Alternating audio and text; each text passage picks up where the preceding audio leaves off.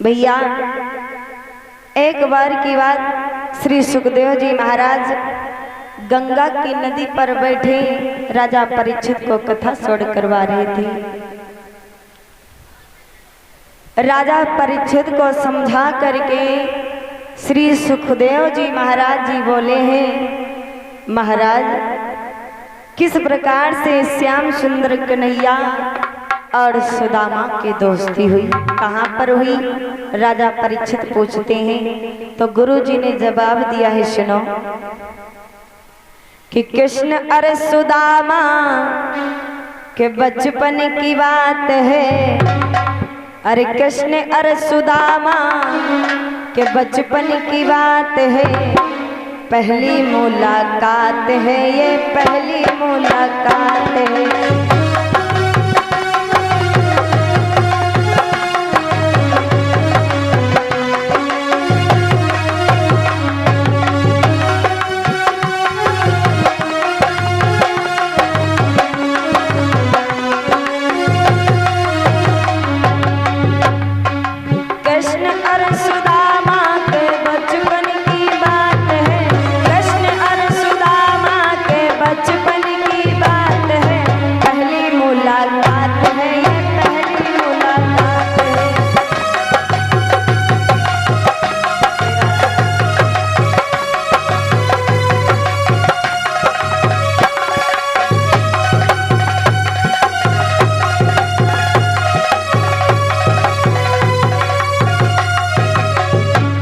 श्री सुखदेव जी महाराज राजा परीक्षित को समझाते हुए बोले, महाराज कृष्ण और सुदामा के बचपन की बात है, ये पहली मुलाकात, ये पहली मुलाकात।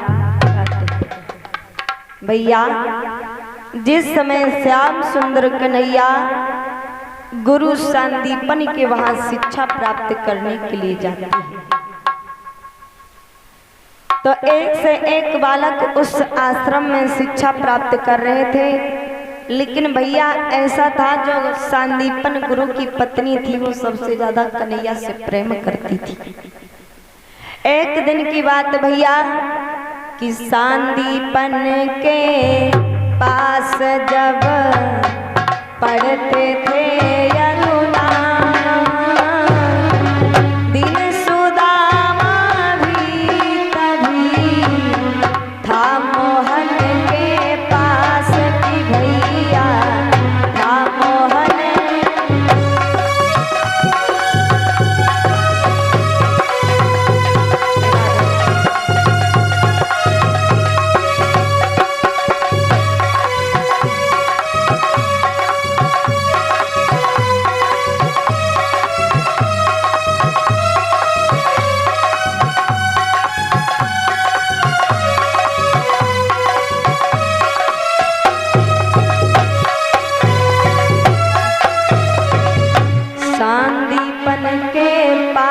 जब पढ़ते थे यदुनाथ और दीन सुदामा भी तभी था मोहन के।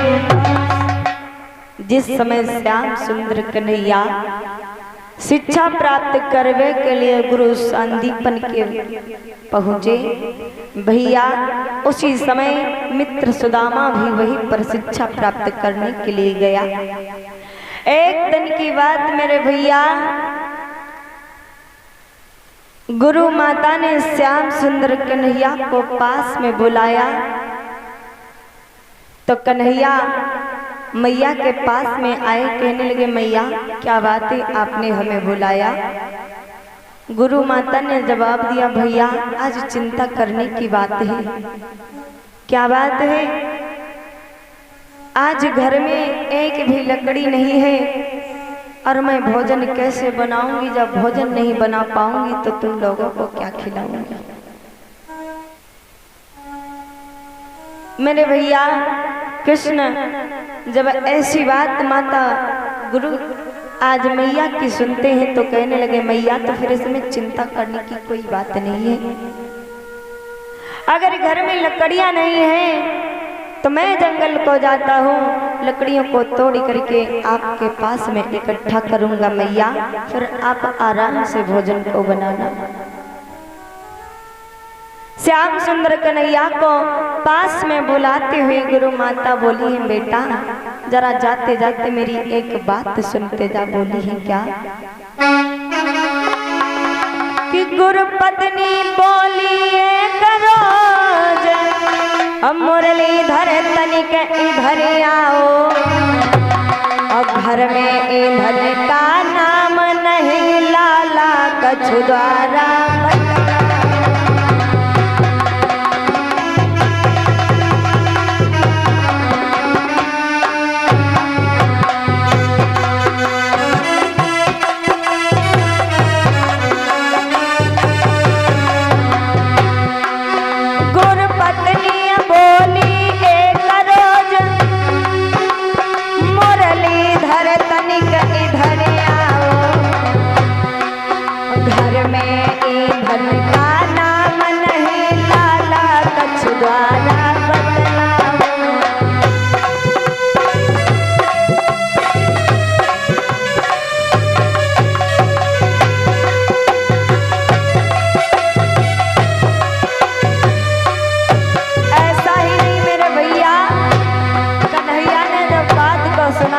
गुरु माता से कहने लगे, माँ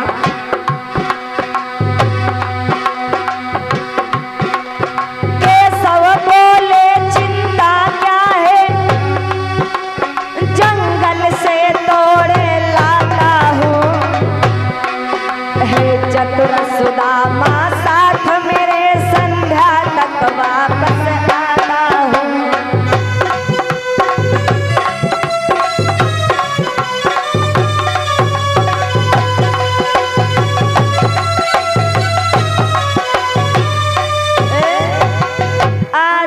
भैया गुरु मैया ने पास में कन्हैया को बुलाओ और माता कहने लगी, बेटा गुरु पत्नी बोली एक रोज मुरलीधर तनिक इधर आओ, और घर में ईंधन का नाम नहीं लाला कछु द्वारा। माता ने कहा, भैया आज लकड़ी नहीं, भोजन कैसे बनेगा। श्याम सुंदर कन्हैया कहने लगे, मैया चिंता करने की कोई बात नहीं, अभी जंगल को जा रहा हूँ, लकड़ियों को तोड़ करके लाऊंगा। गुरु मैया ने जवाब दिया, भैया क्या अकेले जाओगे। कन्हैया कहने लगे, माँ मेरा मित्र जो सुदामा है हम उसको साथ में लेकर के लकड़ी लाने के लिए जाएंगे, अकेले नहीं जाएंगे। जिस समय श्याम सुंदर कन्हैया मैया से विदा लेते हुए लकड़ी लाने के लिए चल देते हैं, तो माता सुदामा को पास में बुलाती है। सुदामा को पास में बुलाया और थोड़े से पोटली में चनों को बांधा और सुदामा को देते हुए कहती है, भैया जा रहे हो और जाते जाते अगर कहीं पर भूख लग जाए तो दोनों लोग मिल करके खा लेना। लेकिन भैया उन चनों के पीछे एक कारण था। कौन सा कारण? जो माता के वहां चने रखे थे वो चने श्रापित थे। एक बार की बात, कुछ चोर चोरी करके एक गरीब परिवार से जा रहे थे और उस चोरी के साथ साथ उन चनों को भी चुरा करके लाए थे। एक बूढ़ी मैया की कुटिया से चोरी करके जब निकले तो उस मैया की कुटिया में कुछ नहीं, थोड़े से चने रखे थे। चोरों ने क्या किया, उन चनों को ही उठा लिया। तो जब उन चनों को लेकर के वो चोर निकले तो बूढ़ी मैया श्राप देते हुए कहा, अरे मूर्खों, तुमने मेरी कुटिया से चोरी की है, जाओ मैं श्राप देती हूँ, जो भी व्यक्ति इन चनों को खाएगा वो दरिद्र हो जाएगा। अच्छा, ये दृश्य सुदामा देख रहे थे। ये दृश्य सुदामा देख रहे थे। तब तक गुरु माता आई। चोरों ने विचार किया मैया ने श्राप दे दिया, हो सकता है इसका श्राप सच हो जाए, चलो इन चनों को यहीं पर डाल दो और हम तुम अपना काम करते हैं। गुरु सांदीपन के आश्रम के सामने उन चनों को डाला और मैया ने देखा तो आज उन चनों को उठा लिया। जब चनों को उठा लिया और ये दृश्य सुदामा जी देख रहे थे, आज वही चना माता सुदामा को देते हुए बोली, भैया जाओ, अगर भूख लग जाए तो मिल करके खा लेना। एक मित्र अपने मित्र के लिए क्या नहीं कर देता मेरे भाई। उन चनों को लेकर के सुदामा जी आगे आगे कन्हैया और पीछे पीछे सुदामा जी चल देते हैं। जब सुदामा जी पीछे पीछे चले हैं, जाते जाते जाते जाते एक बगिया में पहुंच गए। जब बगिया में पहुंचे तो सुदामा कहने लगे, भैया क्यों ना इसी बगिया में लकड़ियां तोड़ ली जाएं और उसके बाद हम घर को लौट चलते हैं। मेरे भैया सागर भैया जी की तरफ से 51 मुद्रा भगवान के चरणों में दान आया है। प्रभु से प्रार्थना हमेशा कल्याण करते रहना। जब बगिया में पहुंचे हैं तो कन्हैया से सुदामा कहने लगे, भैया तुम पेड़ के ऊपर चढ़ जाओ, लकड़ियों को तोड़ो और मैं चुन करके एक पास में इकट्ठा करता हूं।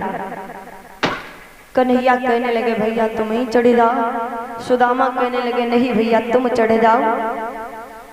आज सुदामा के कहने के अनुसार श्याम सुंदर कन्हैया पेड़ के ऊपर चढ़ जाते हैं, लकड़ियों को तोड़ने लगे और धीरे धीरे भैया क्या हुआ, माघ मास का महीना था, एकदम से आंधी का झोंका आया और बारिश होने लगी। लौट ना पाए श्याम की भैया, लौट ना पाए।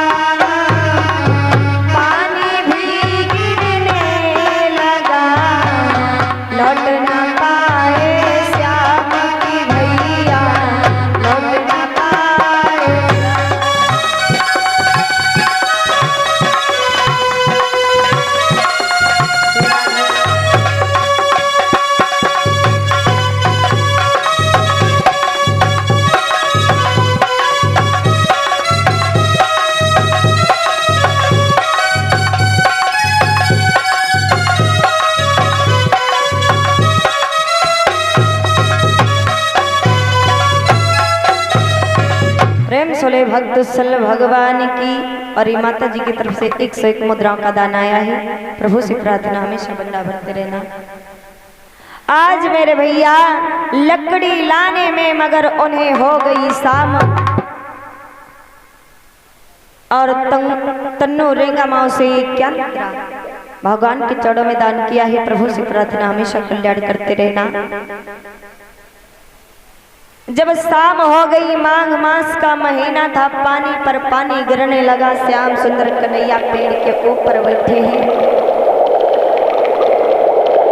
सुदामा पेड़ के नीचे सुकुड़ा रहे, ठंडी ठंडी हवाएं चल रही, पानी पर पानी आता है। तो भगवान कन्हैया ने विचार किया, भैया अब क्या किया जाए, और बताया भी गया है। श्याम सुंदर कन्हैया गुरु की सेवा में आज उस बगिया में पेड़ के तले सिकुड़ा रहे।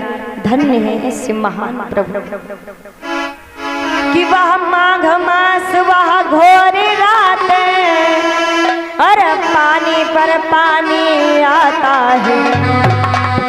त्रिभुवनपति गुरु की सेवा में हर पेड़ के तले सिकुड़ा।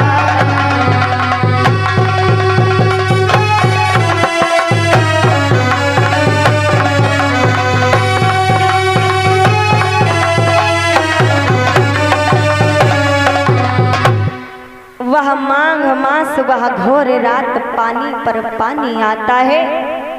त्रिभुवन पति गुरु की सेवा में पेड़ के तले सिकुड़ाता है मेरे भैया। लेकिन अगर आजकल कह दिया जाए कि भैया एक लोटा पानी ला दो तो बच्चों से नहीं होता, लेकिन जगत पिता परम पिता परमात्मा आज गुरु की सेवा करने के लिए उस बगिया में पेड़ के तले सिकुड़ा रहे हैं। सुदामा जी कहने लगे भैया अब घर कैसे चलेंगे? कन्हैया ने जवाब दिया जब बारिश बंद हो जाएगी तब।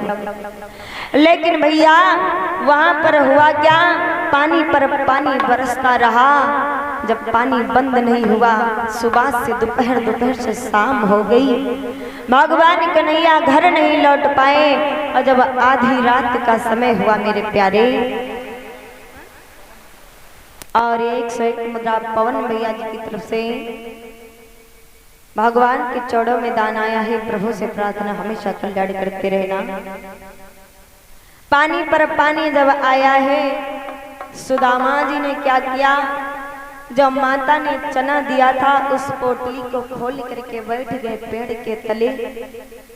और श्याम सुंदर कन्हैया पेड़ के ऊपर बैठे हैं। अंधेरी रात है, 12 बजने को हो, घनघोर बारिश हो रही, ठंडी ठंडी हवाएं चल रही। सुदामा जी ने क्या किया, उन चना की पोटली को खोल करके सामने रखा और एक एक चना मेरे भैया सुदामा जी खाने लगे।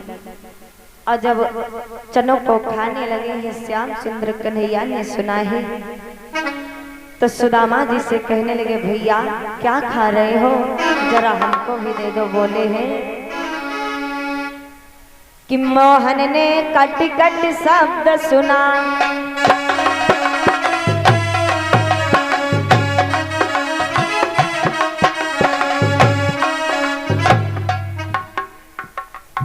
और ये ज्ञान मुद्रा हरीश भैया जी की तरफ से रेंगा मौसी भगवान के चौड़ों में दाना।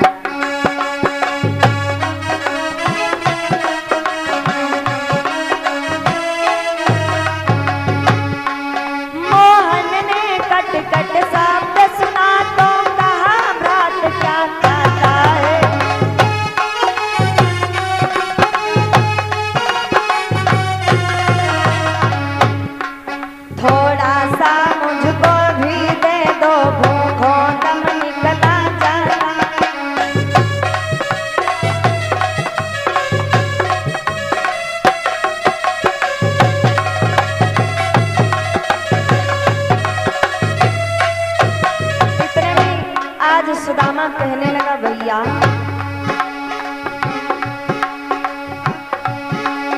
कपटी बोला क्या रखा है, दांतों को शीत सताता है, इसलिए तुम्हें खाने जैसा खट खट का शब्द सुनाता है।